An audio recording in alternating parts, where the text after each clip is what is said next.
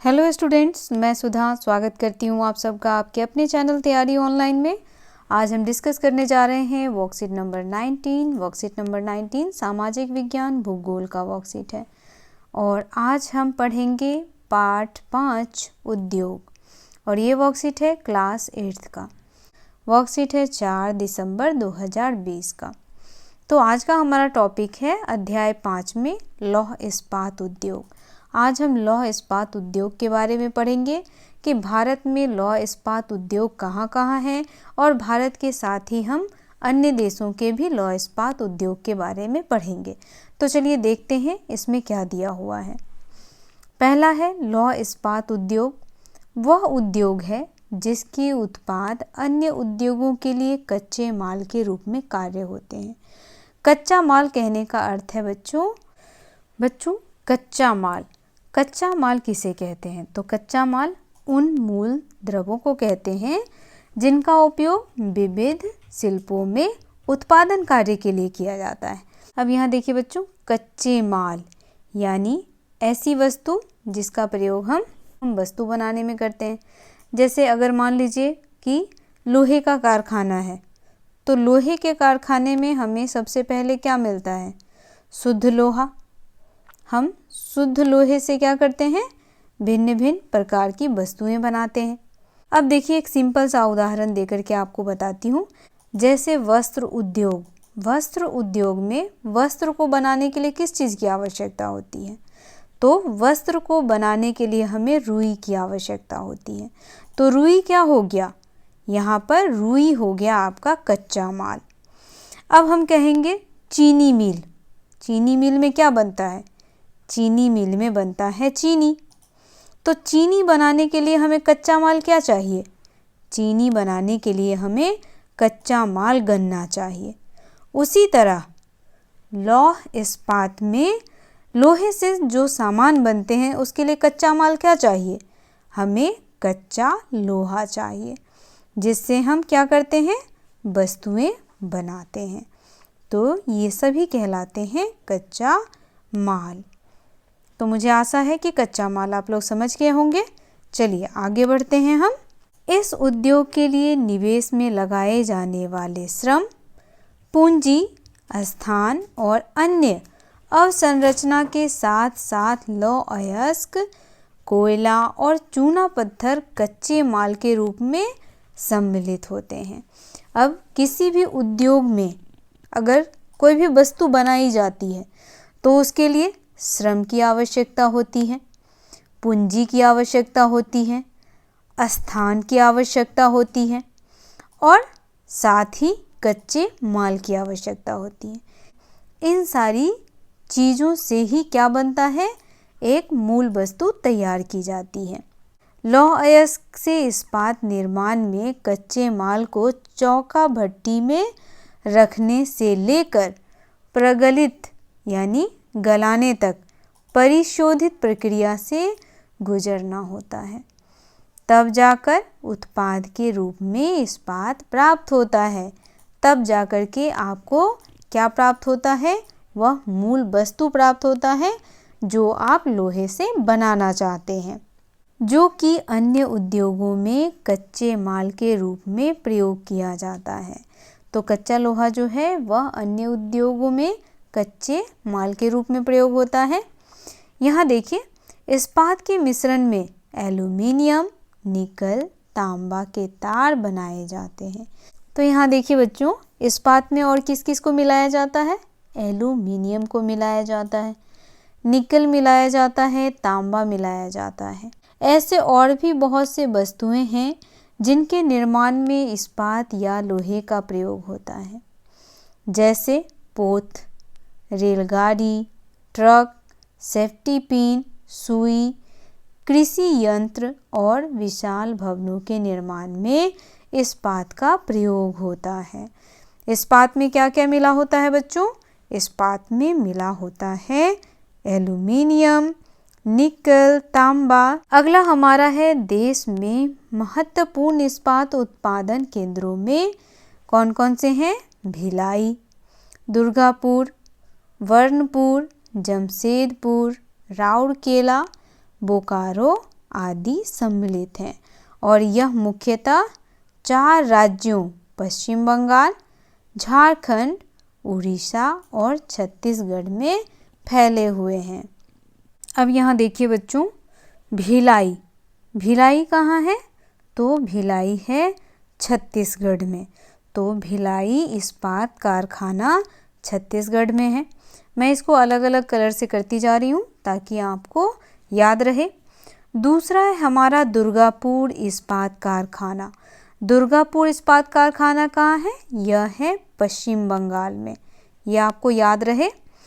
उसके बाद देखिए राउरकेला, राउरकेला इस्पात कारखाना कहाँ है? यह है उड़ीसा में। बोकारो इस्पात कारखाना कहाँ है? तो बोकारो इस्पात कारखाना आपका है झारखंड में। तो चलिए अब आगे बढ़ते हैं। तो बच्चों इसे आप याद रखें, ये आपके आने वाले एग्ज़ाम्स में काम आएंगे। आगे हमारा है Tata iron and steel company, TISCO, कहाँ है? जमशेदपुर में। आज़ादी से पहले के भारत में टिस्को इस्पात कारखाना निजी स्वामित्व में था। आज़ादी के बाद सरकार ने इसको अपने हाथ में ले लिया और इसके साथ और भी बहुत से अन्य लौह इस्पात संयंत्र स्थापित किए। अब देखिए टिस्को जो था वह पहले क्या था? निजी स्वामित्व। निजी स्वामित्व कहने का अर्थ है यह किसी आम व्यक्ति की संपत्ति थी। लेकिन जब हमारा देश आज़ाद हुआ, क्योंकि हमारा देश जो था वह गुलाम था, किसका? अंग्रेज़ों का। तो जब हमारा देश आज़ाद हुआ तब यह इस्पात कारखाना किसके अंतर्गत आ गया? तो ये आ गया सरकार के अंदर। झारखंड में स्वर्णरेखा और खरकई नदियों के संगम के समीप साकची में वर्ष 1907 में टिस्को की शुरुआत की गई। टिस्को की शुरुआत कब की गई? तो वर्ष 1907 में शुरुआत की गई इसकी। किन नदियों के किनारे? तो यह किया गया झारखंड में स्वर्णरेखा नदी और खरकई नदी के समीप। भौगोलिक रूप से जमशेदपुर देश में लौह इस्पात केंद्र के रूप में सर्वाधिक सुविधाजनक स्थान पर है। साकची को कई कारणों से इस्पात संयंत्र स्थापित करने के लिए चुना गया। यह स्थान बंगाल नागपुर रेल मार्ग पर कालीमाटी एक और स्टेशन से मात्र 32 किलोमीटर की दूरी पर था। यह स्थान लोहा अयस्क, कोयला मैंगनीज निक्षेपों के साथ साथ कोलकाता के निकट भी था, जहां विशाल बाजार उपलब्ध था। टिस्को को झड़िया कोयला क्षेत्र में कोयला और उड़ीसा और छत्तीसगढ़ से लौह अयस्क, चूना पत्थर, डोलोमाइट और मैंगनीज प्राप्त होता है। अब देखिए टिस्को को कहाँ कहाँ से क्या क्या प्राप्त होता है वह देखिए। तो टिस्को को झड़िया से क्या मिलता है? कोयला प्राप्त होता है। उड़ीसा और छत्तीसगढ़ से इसे लोहा मिलता है। लोहा के साथ साथ चूना पत्थर, डोलोमाइट और मैंगनीज प्राप्त होता है। किसे? तो टिस्को को। टिस्को क्या है? एक इस्पात कारखाना है जो कहाँ स्थापित है? जमशेदपुर में। खरकई और स्वर्णरेखा नदियों से प्राप्त जल की आपूर्ति होती है। और जल कहाँ से मिलता है इसे? तो खरकई और स्वर्णरेखा नदियों से इसको जल की आपूर्ति हो जाती है। इसको प्रोत्साहित करने में सरकारी सहायता भी उपलब्ध हुई और इसको आगे बढ़ाने के लिए सरकार भी भरपूर सहायता करती रही। अगला देखिए पीटर्सबर्ग। यह संयुक्त राज्य अमेरिका का एक महत्वपूर्ण इस्पात नगर है। पीटर्सबर्ग क्या है बच्चों? तो यह अमेरिका का एक महत्वपूर्ण इस्पात नगर है, यानी इस जगह पर इस्पात ही इस्पात पाए जाते हैं। पीटर्सबर्ग के इस्पात उद्योग को कई स्थानीय सुविधाएं यहीं उपलब्ध हैं, जैसे यहाँ पाया जाता है कोयला, उसके बाद लौह अयस्क मिनेसोटा की लोहे की खानों से प्राप्त होता है। पीटर्सबर्ग के इस्पात उद्योग को कई स्थानीय सुविधाएं यहीं उपलब्ध है, जैसे कोयला इसे मिल जाता है पीटर्सबर्ग से, लौह अयस्क मिलता है मिनेसोटा की लोहे के खानों से। इन खानों और पीटर्सबर्ग के बीच नौ परिवहन का रास्ता है। इन खानों और पीटर्सबर्ग के बीच नौ परिवहन का सस्ता मार्ग है। तो यहाँ सामानों का आदान प्रदान किसके द्वारा किया जाता है? नौ परिवहन के द्वारा किया जाता है। नौ परिवहन कहने का अर्थ है बच्चों, यहाँ पर जल मार्ग के द्वारा सामानों का आवाजाही होता है और यही मार्ग सबसे सस्ता पड़ता है। ग्रेट लेक्स से पीटर्सबर्ग क्षेत्र तक लौह अयस्क रेलगाड़ियों से लाया जाता है। अब देखिए, ग्रेट लेक्स से पीटर्सबर्ग तक लौह अयस्क किन चीज़ों से पहुंचाया जाता है? तो रेलगाड़ियों से। और हमने क्या देखा? मिनेसोटा और पीटर्सबर्ग तक सामानों को कैसे पहुंचाया जाता है? तो नौ परिवहन यानी नाव के द्वारा। यहाँ जल की आपूर्ति ओहियो, मोनोगहेला और एल्गनी नदियों से होती है। अब पीटर्सबर्ग को जल की आपूर्ति किन किन नदियों से होती है? तो यहाँ देखिए, ओहियो नदी, मोनोगहेला नदी और एल्गनी नदी से होता है। तो बच्चों, हमने जाना लोहा इस्पात उद्योग के बारे में। चलिए अब देखते हैं वर्कशीट में हमें वर्क क्या दिया गया करने के लिए। तो यहाँ देखिए, पहला प्रश्न हमारा है, भारत में लौह अयस्क उद्योग के कुछ प्रमुख केंद्रों के नाम लिखिए। अब हमें यहाँ क्या बताना है? लौह अयस्क उद्योगों के नाम जो कहाँ हैं? भारत में। तो सबसे पहले हम यहाँ लिखेंगे बच्चों भिलाई, भिलाई लौह इस्पात उद्योग। दूसरा हम लिखेंगे बोकारो। तीसरा लिखेंगे दुर्गापुर।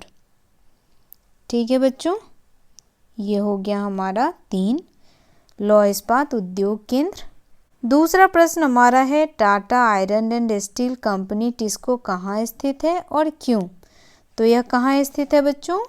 यह स्थित है आपका जमशेदपुर में। तो इसका उत्तर हो जाएगा जमशेदपुर, क्योंकि यहाँ पे सारी सुविधाएं उपलब्ध है। तो यहाँ देखिए, आप यहाँ से इसका उत्तर लिख सकते हैं।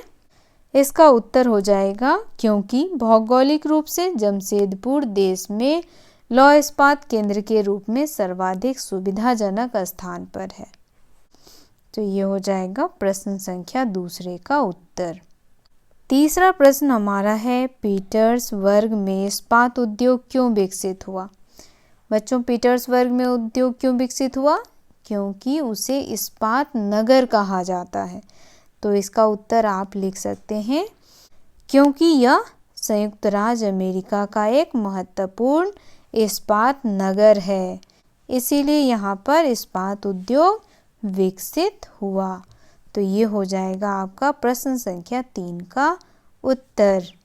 अगला प्रश्न हमारा है बच्चों, देश के विकास में लोहा इस्पात उद्योग का क्या योगदान है? तो बच्चों, प्रश्न संख्या 4 का उत्तर आप हमें कमेंट में अवश्य बताएं। तो बच्चों, आज का ये वर्कशीट यहीं समाप्त होता है। मिलते हैं अगले वर्कशीट में। वर्कशीट आपको कैसा लगा आप हमें कमेंट करके बताएं। अगर आप हमारे चैनल पर नए हैं तो आप हमारे चैनल को सब्सक्राइब कर लें, वीडियो को लाइक करें और अपने दोस्तों के साथ शेयर करना बिल्कुल ना भूलें।